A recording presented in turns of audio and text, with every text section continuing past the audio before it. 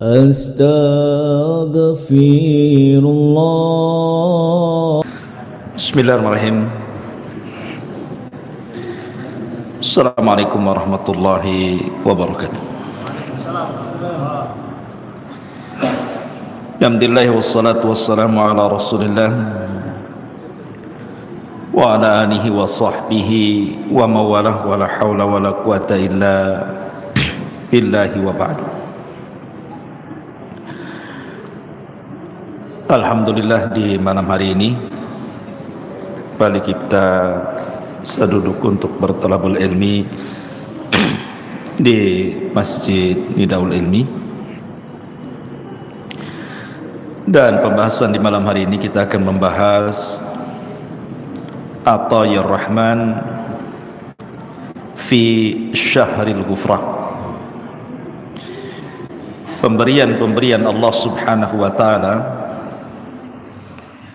kepada hamba-hambanya di bulan ampunan, Syahrul Ramadan. Apa saja pemberian Allah Subhanahu wa ta'ala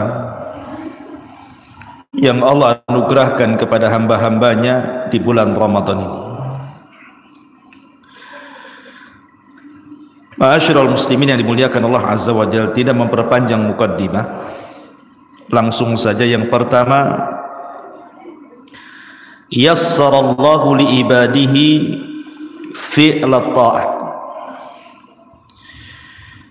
Di antara pemberian Allah atau anugerah Allah di bulan Ramadan bagi kita hamba-hambanya, yang pertama, Allah mudahkan kepada seluruh hamba-hambanya untuk melakukan ibadah, dan itu disyaratkan dalam sebuah hadis dari Abi Hurairah radhiyallahu anhu dan disahihkan oleh Syekh Nasiruddin Al-Albani rahimahullahu taala dalam kitabnya Sahihut Targhib dan juga Tarhib. Nabi sallallahu alaihi wasallam mengatakan, "Idza kana awwalu lailatin min syahri Ramadan, sufidatis syayatin wa maradatul jin wa ghulliqat abwabun nar falam yuftah minha babun wa futihat abwabul jannah falam yughlaq minha babun wa yunadi munadin kulla lailatin ya bagil khairi aqbil wa ya bagis syarri aqsir walillahi utaqa'u minan nar wa dzalika kulla lailatin." Kata Nabi sallallahu alaihi wasallam, apabila di permulaan malam bulan Ramadan, jadi hari ini melihat bulan, berarti malam ini sudah permulaan Ramadan, karena besok puasa, itu maksudnya. Jadi apabila di permulaan malam dari malam Ramadan, maka Allah Subhanahu wa ta'ala sudah membelenggu setan-setan dan juga jin-jin yang jahat, kemudian mulai membuka seluruh pintu-pintu sorga dan menutup seluruh pintu neraka, kemudian akan meletakkan setiap penyeru di pintu-pintu sorga dan mengatakan, "Wahai para pencari kebaikan di bulan Ramadan, masuklah kalian ke dalam sorga. Wahai para pencari keburukan di bulan Ramadan, menjauhlah kalian dari sorga." Dan bagi Allah Subhanahu wa ta'ala, setiap malam akan memerdekakan dari hamba-hambanya dari api neraka, dan itu setiap hari di bulan Ramadan. Hadis ini disahihkan oleh Syekh Nasiruddin Al-Albani rahimahullah ta'ala. Salah satu penafsiran para ulama kalimat sufidati syayatin, setan-setan akan diikat atau dibelenggu atau dirantai, artinya Allah Subhanahu wa ta'ala memudahkan bagi manusia untuk melakukan ketaatan. Jadi ada sebagian para ulama memahami bahwa yang dimaksud setan diikat itu bukan yang sesungguhnya diikat, tidak, Setan tidak diikat. Cuman dengan memudahkannya manusia beribadah, seolah-olah setan itu terikat. Walaupun ada yang mentafsirkan betul-betul diikat gitu, tetapi banyak juga ulama mengatakan bukan diikat atas makna sesungguhnya, tidak, maksudnya makna majas. Saking mudahnya manusia melakukan kebaikan itu sampai-sampai setan terikat, susah untuk bergerak. Dan itu kenyataan di bulan Ramadan kan. Tidak ada masjid yang paling ramai kecuali Ramadan. Tidak ada orang yang baca Quran paling ramai kecuali Ramadan. Tidak ada orang yang bersedekah paling ramai kecuali Ramadan. Tidak ada yang sholat paling ramai kecuali Ramadan. Tidak ada. Di Ramadan saja kan ibadah itu nampak gitu ya. Kenapa demikian? Karena Allah mudahkan. Allah mudahkan. Yang bakhil saja di bulan Ramadan itu jadi dermawan. Tapi kalau sudah luar Ramadan bakhil lagi. Tapi kan lumayan. Ya, masihlah kalau di luar Ramadan dia mau sedekah sulit. Tapi masuk Ramadan maulah dia ngasih iftar. Karena enggak terlalu mahal. Kalau nyumbang tiang masjid kan mahal tuh. Kalau iftar kan berapa lah kan? Aqua gelas, bakwan kan enggak 2.000, 3.000 lah kan. Tapi bolehlah kan nyumbang juga dia. Artinya di sini Allah Subhanahu wa taala membukakan sampai orang bakhil saja didermawankan. Ini yang pertama. Yang kedua, pemberian Allah yang kedua, syahrul Ramadan wasiyamuhu yukaffiru dzunub. Secara umum bulan Ramadan puasanya wa qiyamuhu dan juga salat malamnya itu bisa menggugurkan dosa. Jadi satu bulan itu bisa menggugurkan dosa, baik siangnya atau malamnya. Makanya Nabi SAW ketika menyebutkan keutamaan puasa, keutamaan tarawih, keutamaan malam Lailatul Qadar, itu redaksinya hampir mirip.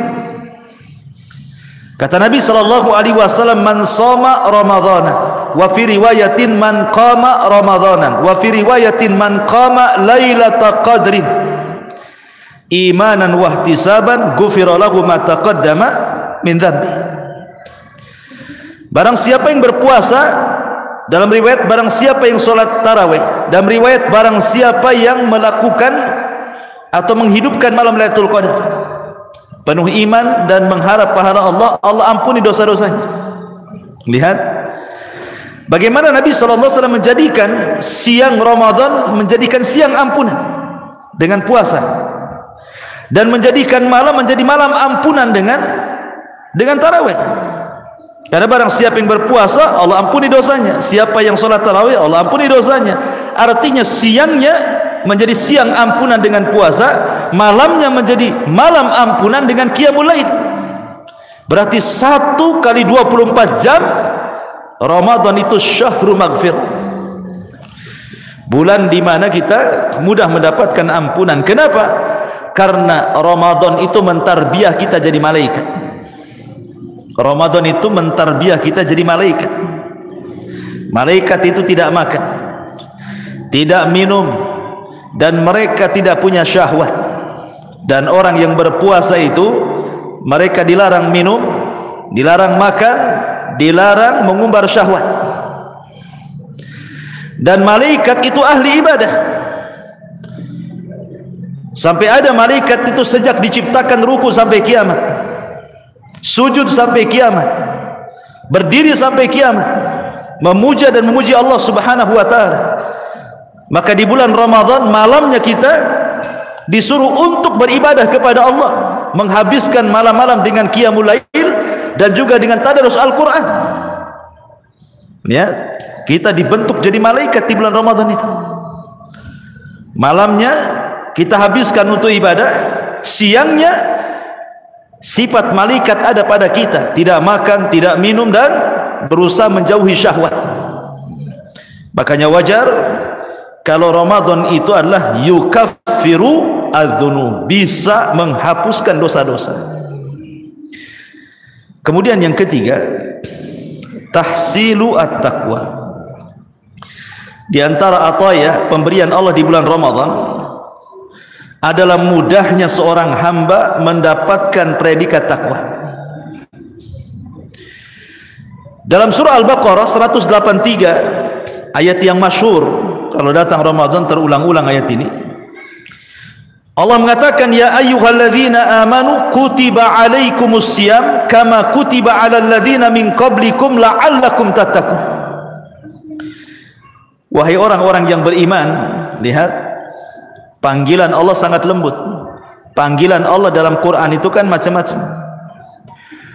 Ada yang memanggil ya ayyuhan nas, wahai manusia. Ada juga dalam panggilan ya ayyuhal kafirun, wahai orang-orang kafir. Kemudian di sini juga ya ayyuhalladzina amanu, wahai orang-orang yang beriman. Panggilan lembut bagi kita orang-orang yang beriman. Dan Abdullah ibn Mas'ud mengatakan, kalau Allah Subhanahu wa taala memanggil dengan sebutan amanu, wahai orang-orang yang beriman, maka hendaklah kita harus memperhatikan kalimat setelahnya. Kalau ada panggilan di Quran, wahai orang-orang yang beriman, berarti harus memahami kalimat yang setelahnya itu apa. Karena setiap kalimat yang jatuh setelah panggilan wahai orang-orang yang beriman cuma dua. Boleh jadi sebuah perintah di mana Allah memerintahkan sesuatu, atau sebuah larangan di mana Allah melarang sesuatu. Makanya harus memperhatikan kalimat setelahnya. Seperti di sini, ya ayyuhalladzina amanu kutiba alaikumus syiyam. Rupanya kalimat setelahnya adalah perintah. Perintah melaksanakan puasa. Kutiba, diwajibkan kepada kalian as-syiyam, berpuasa. Kama kutiba alal ladzina min qablikum, sebagaimana diwajibkan kepada kalian puasa ini kepada umat sebelum kalian. Di sini Allah Subhanahu wa taala seolah-olah ingin mengatakan kepada kita, puasa itu bukan kalian saja yang melakukannya, tapi umat sebelum kalian sudah melakukannya. Supaya kita jangan merasa terbebani dengan puasa itu. Bukan kita saja yang disuruh puasa, semua manusia disuruh puasa. Bukan Yahudi dan Nasrani saja. Kita lihat agama-agama yang tidak diturunkan kitab kepada mereka, seperti Hindu, Buddha, Konghucu atau apa gitu ya, agamanya negeri kita ini, ada puasa juga mereka itu. Ya cuman puasa ala mereka kan gitu ya. Tetapi dengan kalimat bahwa diwajibkan kepada kalian berpuasa sebagaimana umat sebelum kalian berpuasa, seolah-olah Allah ingin mengatakan bahwa puasa itu jangan dijadikan beban. Karena umat sebelum kalian saja diwajibkan kepada mereka berpuasa. Nuh mewajibkan umatnya berpuasa, Ibrahim mewajibkan umatnya berpuasa, Nabi Syuaib mewajibkan umatnya berpuasa, Nabi Saleh mewajibkan umatnya berpuasa. Seluruh para nabi mewajibkan umatnya berpuasa, termasuk juga Rasul sallallahu alaihi wasallam. Bahkan saking sayangnya Nabi Allah Subhanahu wa taala kepada umat Islam, sampai dibedakan cara puasanya. Kalau umat dulu tidak sahur, umat sekarang pakai sahur. Lebih mudah, lebih enak puasanya, sehingga kita tahan satu hari karena adanya sahur gitu ya. Kemudian Allah Subhanahu wa taala menutup kalimat Al-Baqarah 183, la'allakum tattaqun, dengan puasa itu agar kalian menjadi takwa. Subhanallah. Allah Subhanahu wa taala menyebutkan hikmah puasa yang paling besar adalah takwa. Karena Allah tidak mengatakan, hei orang-orang yang beriman, berpuasalah sebagaimana umat sebelum kalian berpuasa agar kalian lapar. Enggak juga kan? Agar kalian haus, tidak juga. Agar kalian merasakan tuh orang-orang yang enggak makan, enggak minum tuh orang-orang fakir, enggak juga. Tapi Allah mengatakan la'allakum tattaqun, agar kalian bertakwa. Pertanyaannya, kenapa puasa kemudian melahirkan takwa? Kenapa puasa melahirkan takwa? Pertama, karena puasa itu memberikan tarbiyah kepada kita, tarbiyah yang sangat luar biasa. Apa tarbiyahnya? Yang mubah saja dilarang, apalagi yang haram. Minum itu mubah tapi dilarang, makan itu boleh tapi dilarang, Hubungan suami istri itu berpahala, tapi dilarang. Kalau yang mubah-mubah, yang halal saja tidak boleh gitu ya dilakukan di siang hari bulan Ramadan, apalagi yang haram. Apalagi maling gitu ya, ngerampok, koruptor gitu. Oh, yang boleh saja tidak boleh, apalagi yang tidak boleh. Yang halal saja tidak boleh, apalagi yang haram. Di sini ada tarbiyah, melatih kita untuk supaya menjadi yang lebih baik. Bagaimana puasa mentarbiyah kita untuk menjadi orang yang baik dengan tidak membiasakan melakukan hal-hal yang diharamkan Allah Azza wa Jalla. Sebab itulah puasa ada hikmah takwa. Yang kedua, puasa ini melatih ikhlas masalahnya. Tidak ada satu ibadah yang lebih ikhlas dibandingkan puasa. Sebutkan ibadah apa? Enggak ada. Salat Ustaz, tidak bisa. Salat nampak. Orang bisa riya dengan salat. Haji apalagi, selfie malah. Antum lagi puasa selfie, kira-kira apa tuh yang nampak dari antum? Kalau haji selfie nampak Ka'bahnya, nampaklah kan lagi tawaf, nampak untanya. Antum lagi puasa selfie, kira-kira apa tandanya? Tidak ada.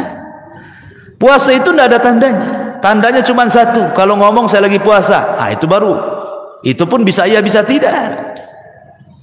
Karena tidak ada yang tahu tanda orang puasa itu. Oh, Ustaz, nampak dia kering kurus, kelontang katanya kan. Bisa saja dia tak makan, diet, ya kan? Enggak ada.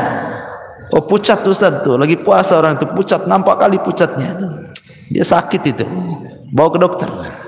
Bukan lagi puasa kan itu ya.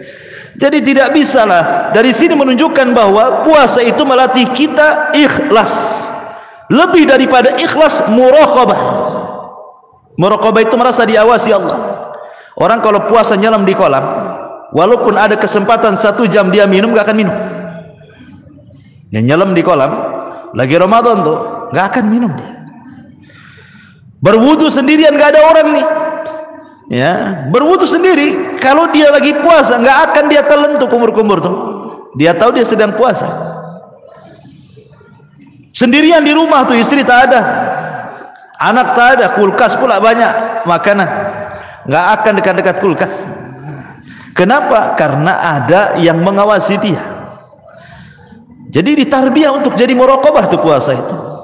Bayangkan, ditarbiyah untuk menghindarkan yang haram, ditarbiyah untuk menjadi orang ikhlas, ditarbiyah untuk merasa diawasi. Ya kurang apa lagi kalau puasa itu betul-betul melatih orang jadi takwa gitu kan. Yang lebih hebat lagi, puasa itu melatih kesabaran.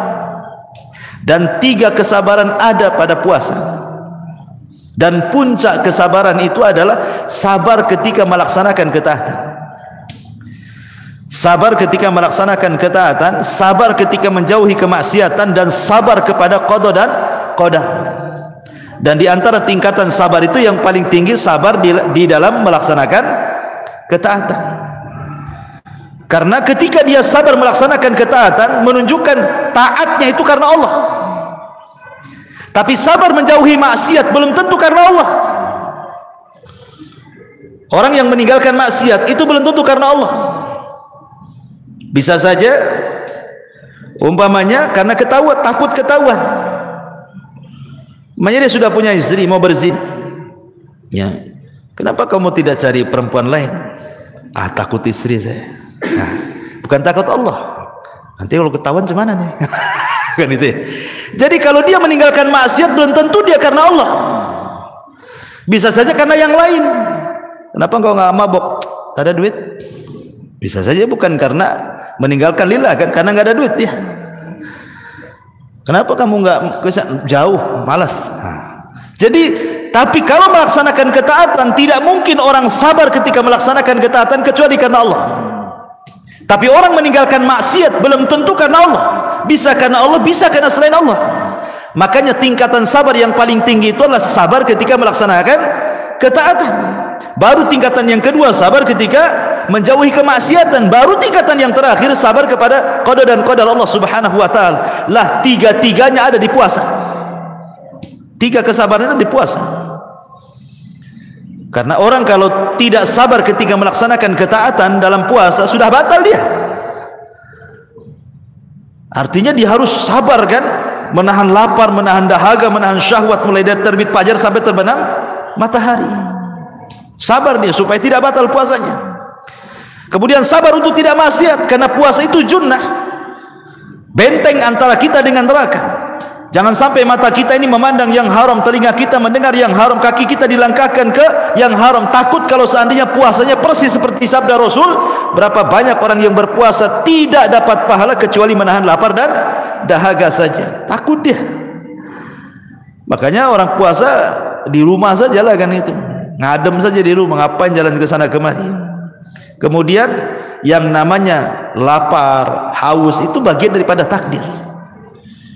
Namanya orang enggak makan lapar itu memang takdirnya dia lapar. Orang yang enggak minum haus itu udah takdirnya dia haus. Berarti dia bersabar dengan qada dan qadar.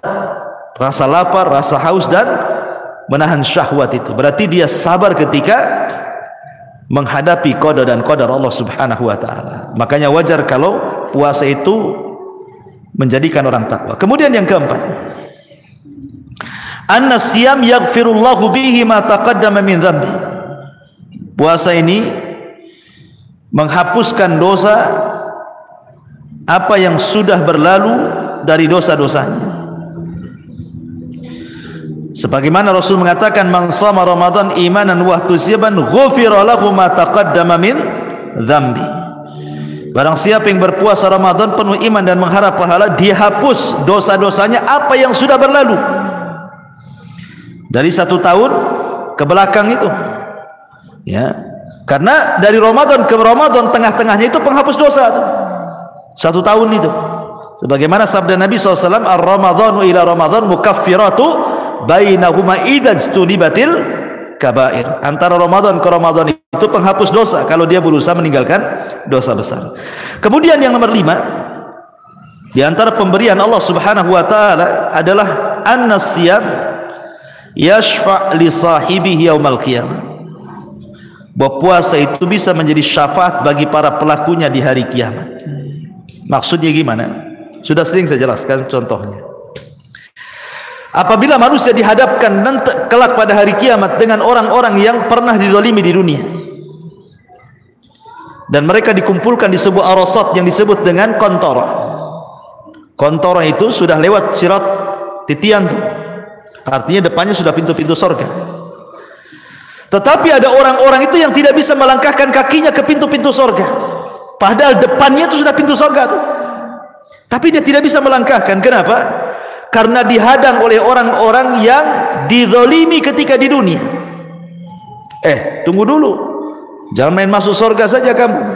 Dulu kamu sudah membunuh saya, dulu kamu sudah menampar saya, dulu kamu sudah menghina saya, dulu kamu sudah menggibah saya, dulu kamu sudah ini itu saya, dan begitu seterusnya. Mana pahalamu? Akhirnya dia bagi pahalanya sampai habis pahalanya. Kemudian datang lagi orang, dulu kamu sudah menggibah saya, menghina saya, dan begitu seterusnya. Mana pahalamu? Dia mengatakan sudah habis pahala saya, dibagi-bagikan orang. Lalu dengan apa aku harus membalasnya? Kata orang yang dizalimi, tidak apa-apa, aku tidak butuh pahalamu, tapi ambil dosaku. Nyah, ambil dosaku. Nih, ambil dosaku. Ambil dosaku. Jadilah dia orang bangkrut. Gimana tidak bangkrut? Pahalanya dibagi orang, dosa orang pula ditanggung dia. Lah ketika dia sudah putus asa tuh, karena merasa tidak punya modal masuk surga, sudah muflis, bangkrut, dan dia tinggal ke belakang masuk jahanam saja. Tiba-tiba Allah Subhanahu wa taala datang kepadanya dan mengatakan, engkau memiliki pahala yang bisa memasukkan ke dalam surga. Kemudian ditampakkan di hadapannya pahala puasa yang sangat besar. Dari sini Nabi SAW bersabda, Allah berfirman dalam hadis kursi, as-sawmu li wa ana azibih. Puasa itu milikku, aku yang akan membalasnya. Kalau solat itu ada bagian hamba, ada bagian Allah.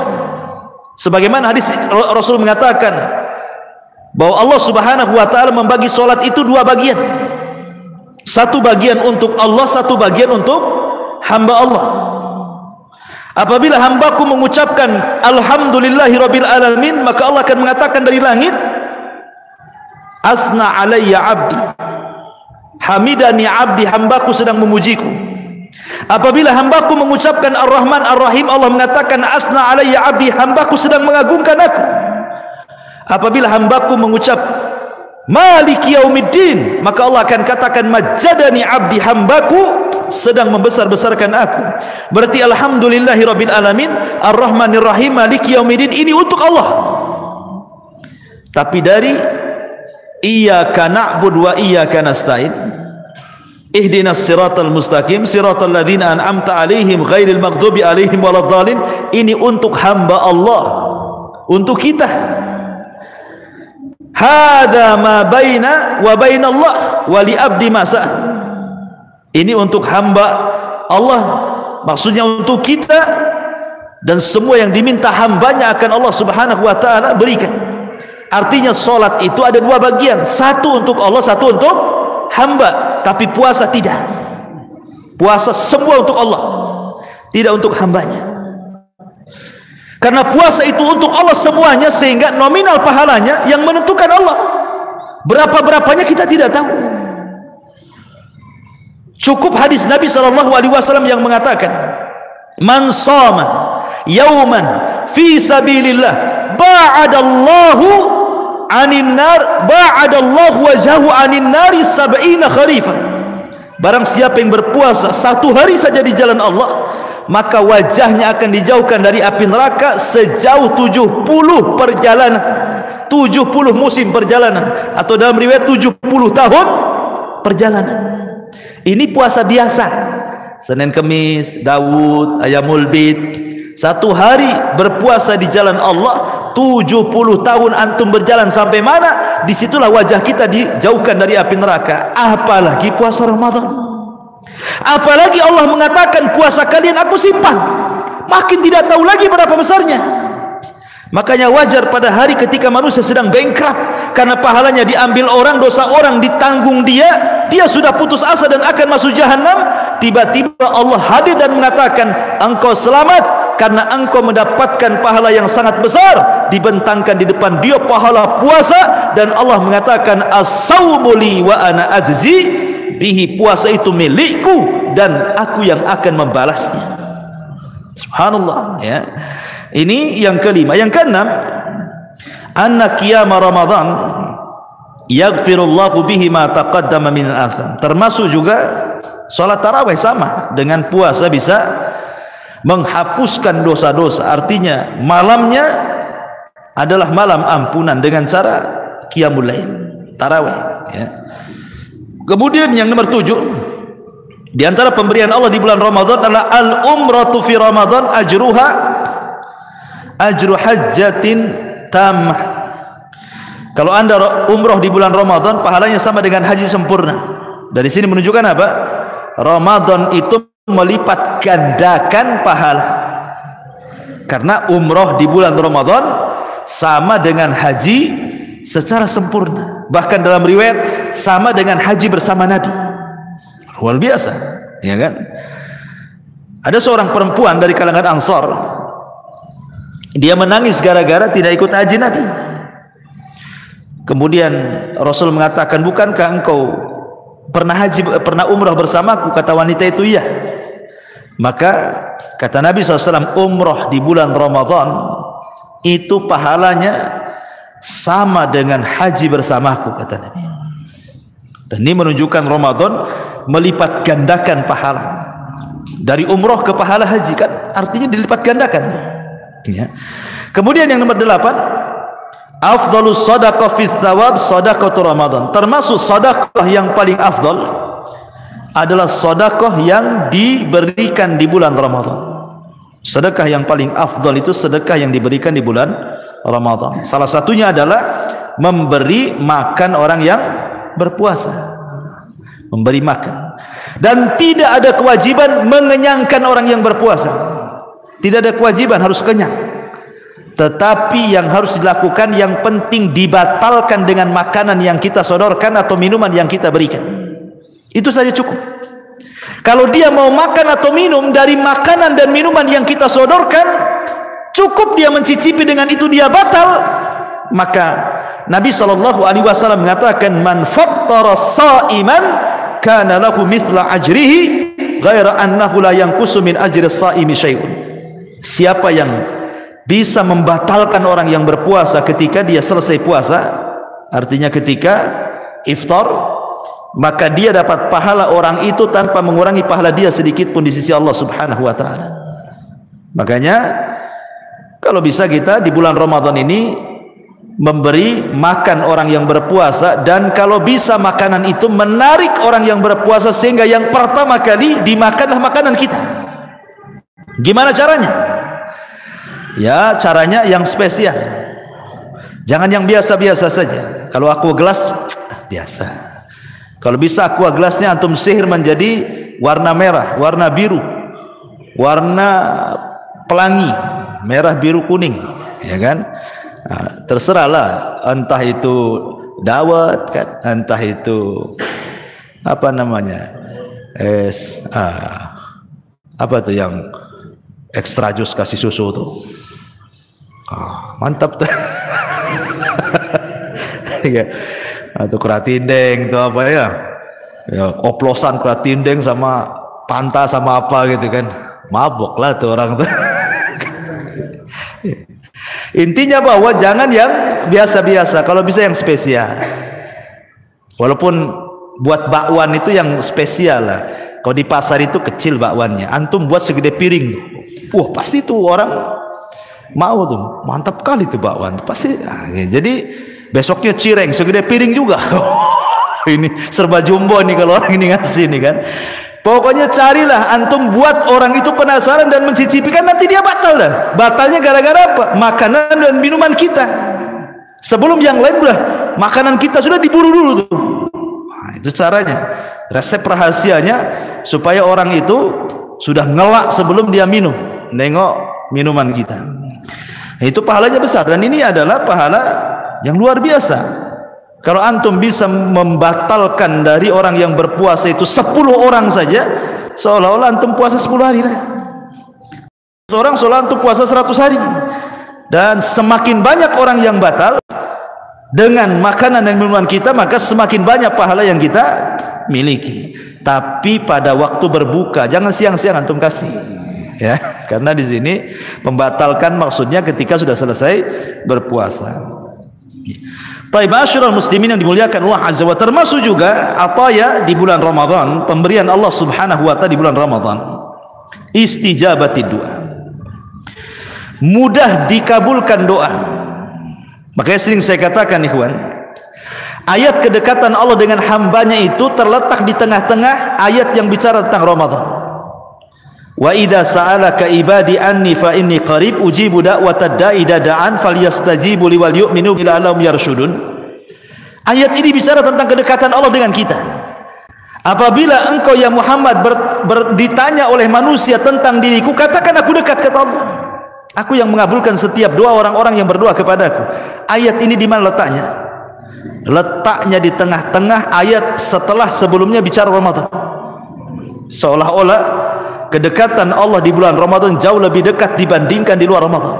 Karena ayat ini diletakkan di tengah-tengah ayat-ayat yang bicara tentang Ramadan. Sebelumnya ayat bicara tentang syahrul Ramadan alladzi unzila fihil Quran. Setelahnya bicara tentang uhillat lakum lailata siyam arrafathu ila nisaikum. Tengah-tengahnya wa idza sa'alaka ibadi anni fa inni qarib.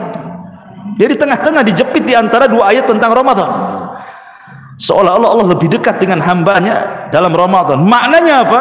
Maknanya Ramadan adalah syahru istijabati doa. Antum berdoa jam berapa saja bulan Ramadan itu mustajab. Ditambah-tambah pada waktu-waktu yang memang mustajab, lebih mustajab lagi. Ya, maka banyak-banyaklah berdoa. Terutama sering saya nasihatkan di 3 waktu di bulan Ramadan menjelang berbuka, di sepertiga malam akhir, kemudian yang ketiga setelah subuh sebelum terbit matahari. Ini waktu yang sangat mustajab. Lalu apa yang kita minta? Minta kepada Allah agar kita dibebaskan dari api neraka. Kemudian di antara ataya pemberian Allah Subhanahu wa taala bulan Ramadan adalah akalatus sahur, makan sahur, yang merupakan kekhususan umat Islam dan tidak diberikan kepada umat sebelum Islam. Makanya Rasul mengatakan, farqu ma baina siyamina wa siyami ahlil kitab akalata sahur. Perbedaan puasa kita dengan ahli kitab itu dimakan sahur. Maknanya kalau kita sahur berarti kita menyelisih ahli kitab. Ketika kita menyelisih ahli kitab, disinilah nampak kejayaan Islam. Makanya Umar bin Khattab radhiyallahu an untuk menjayakan Islam, salah satu kuncinya adalah dengan selalu menyelisihi orang kafir. Sampai Umar pun membuat penanggalan tuh, tidak mau mengekor kepada penanggalan Masehi, dia buat penanggalan Hijriah supaya menyelisih orang kafir. Maka termasuk juga sahur. Sampai-sampai Rasul mengatakan, la tazalun nas bi khairin ma'ajjalul fitr wa yuakhirus sahur. Manusia akan senantiasa di atas kejayaan selama mereka menyegerakan berbuka dan mengakhirkan sahur. Pertanyaannya, sahur ini makan. Apa hubungan makan dengan kejayaan Islam? Bukan masalah makannya, tapi sahur itu menyelisih orang kafir. Jadi letak kejayaan bukan di makannya, tapi di penyelisihannya itu. Ketika ahli kita berpuasa tanpa sahur, kita selisih. Kita berpuasa dengan sahur. Makanya Rasul itu untuk menjayakan umat Islam selalu bertanya kepada para sahabat tentang perbuatan orang kafir. Kemudian setelah tahu, kata Rasul, selisih. Contoh umpamanya, bagaimana menurut kalian soal ubannya orang-orang Yahudi? Rasul tanya gitu. Ini orang Yahudi kalau sudah beruban, sudah memutih rambutnya, apa yang mereka lakukan? Maka sahabat mengatakan, mereka membiarkan saja, wahai Rasul. Oh, kalau gitu semir rambut kalian yang beruban, tapi hindari warna hitam. Ya, semir rambut kalian dengan warna selain hitam untuk menyelisih orang Yahudi. Sampai ditanya gitu kan. Nah, seperti itulah maka letak kenapa kemudian sahur itu menjadi letak kejayaan Islam, karena penyelisihan kepada orang-orang Yahudi. Ini juga salah satu pemberian Allah Subhanahu wa taala. Kemudian di antara pemberian Allah Subhanahu wa taala juga di bulan Ramadan adalah bahwa mulutnya orang yang berpuasa lebih harum di sisi Allah bagaikan minyak kasturi. Tapi ingat, di sisi Allah, bukan di sisi antum. Ya. Kalau di sisi antum tergantung sahur. Antum sahur makan pete, ya bau pete, jengkol bau jengkel. Tergantung sahur. Ya. Kalau sahurnya enak, mungkin enak bau mulutnya. Ya. Intinya bahwa yang dimaksud hadis Nabi Shallallahu Alaihi Wasallam bahwa bau mulutnya orang yang berpuasa itu sangat harum seperti harumnya kasturi, maksudnya di sisi Allah Subhanahu Wa Taala. Karena ada sebab kenapa Rasul mengatakan seperti itu. Ini kisahnya Nabi Musa. Musa ketika hendak mendapatkan Taurat, Musa itu berpuasa selama 30 hari. Disangkanya setelah 30 hari berpuasa, dan syariat Musa itu beda dengan syariat kita. Kalau di zaman Musa puasa malam, kalau kita puasa siang. Ya. Makanya arba'ina lailan dalam Quran itu kan 40 malam, bukan 40 siang. Kalau syariat dulu puasanya malam, kalau kita siang gitu ya. Jadi Musa berpuasa di malam hari selama 30 hari. Setelah 30 hari, karena dia mau berdialog dengan Allah, takut bau mulutnya, hampir-hampir dia membatalkan puasanya. Makanya kemudian Allah mengatakan, ya Musa, jangan kau batalkan puasamu, sempurnakan 10 hari lagi, sehingga menjadi 40 malam. Karena bau mulutnya orang yang berpuasa lebih harum dibandingkan minyak kasturi di sisi Allah Subhanahu wa taala. Maka Musa pun melanjutkan puasanya. Ya. Jadi dari sini bahwa orang yang berpuasa diberikan keutamaan bau mulutnya sangat harum di sisi Allah Subhanahu wa taala. Bukan itu saja, orang yang berpuasa diberikan 2 kebahagiaan. Satu, saat berjumpa dengan iftar, dan yang kedua saat berjumpa dengan Allah Subhanahu wa taala ketika memandang wajah Allah Subhanahu wa taala. Kemudian yang terakhir, di antara pemberian Allah Subhanahu wa taala juga ada syariat ibadah yang dikerjakan di 10 malam akhir Ramadan. 10 malam akhir Ramadan ada i'tikaf, ya kan? Ada malam Lailatul Qadar di situ kan. Ada keutamaan malam yang Allah bersumpah dengan keutamaan itu, wal fajri walayalin ashri. Layalin ashri maksudnya 10 akhir Ramadan. Dan ingat bahwa setiap segala sesuatu itu yang paling indah adalah di akhirnya. Sampai ada istilah akan indah pada akhirnya katanya. Ya, itulah Ramadan tuh.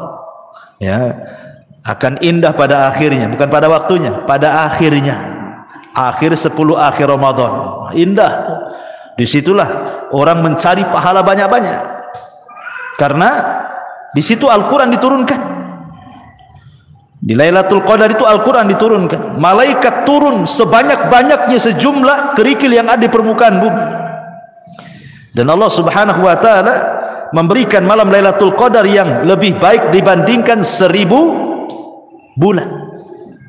Sebagian para ulama berselisih pendapat tentang Lailatul Qadri, malam Lailatul Qadar. Kan dua kata tuh, Lailatul Qadri, malam, dan Al-Qadar. Malam ini dimulai kapan? Karena malam itu ada dua jenis. Ada malam yang menurut kita, ada malam menurut Allah.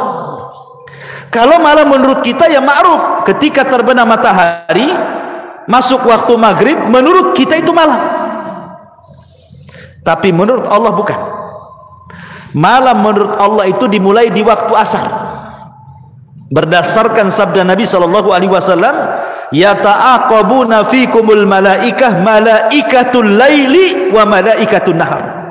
Ada malaikat-malaikat yang bertugas, kemudian mereka ditugaskan malaikat-malaikat mencatat kebaikan di malam hari dan malaikat-malaikat mencatat kebaikan di siang hari, dan keduanya berjumpa di dua salat, asar dan fajar. Dari sini menunjukkan bahwa malam menurut ketentuan Allah itu dimulai waktu asar.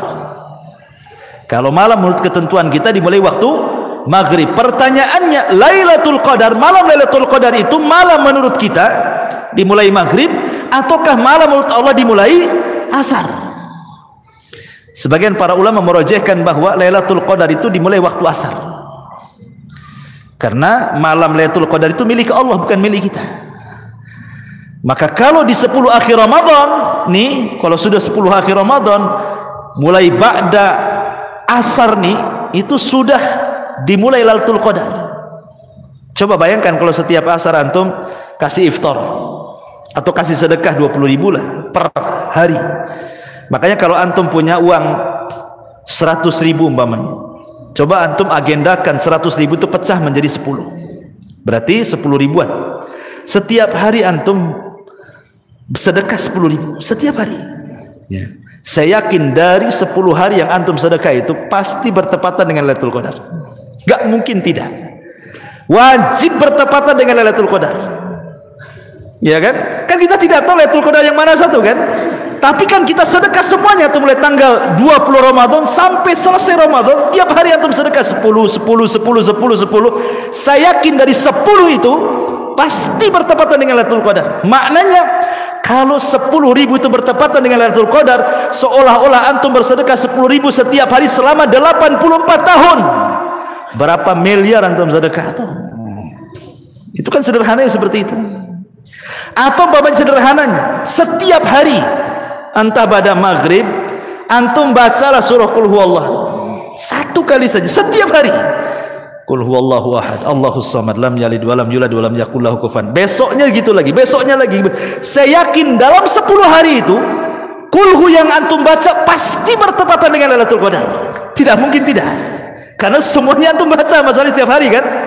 Bayangkan kalau surat Qul Hu antum baca bertepatan di Lailatul Qadar, seolah-olah antum membaca Qul Hu 84 tahun setiap hari, yang satu hurufnya sama dengan 10 kebaikan. Kalikan aja coba. Nah, luar biasa tuh.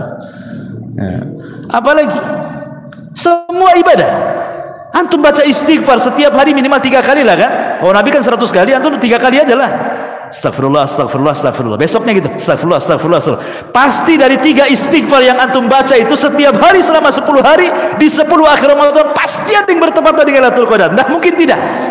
Kalau satu hari yang antum istighfar itu bertepatan dengan Lailatul Qadar, seolah-olah antum beristighfar 3 kali selama 84 tahun lebih. Berapa antum dapat? Sebenarnya sederhana begitu. Ya, walaupun ada orang lah mungkin yang dapat taufik dia bisa menghidupkan satu malam, Tapi minimalnya janganlah kemudian kita sudah tidak bisa menghidupkan satu malam, setiap malam di 10 terakhir Ramadan, kemudian tidak pula kita membawa amalan selama 10 akhir bulan Ramadan. Minimal diunggulkanlah, entah sedekahnya, entah istighfarnya, entah zikirnya, entah baca Quran, atau ibadah yang lain banyak. Tapi dirutinkan setiap hari selama 10 hari. Dan banyak lagi ya tentang fadilah-fadilah ataupun atayir Rahman, pemberian-pemberian Ar-Rahman fi syahril ghufran, di bulan Ramadan, bulan ampunan, tapi juga waktu yang memisahkan kita.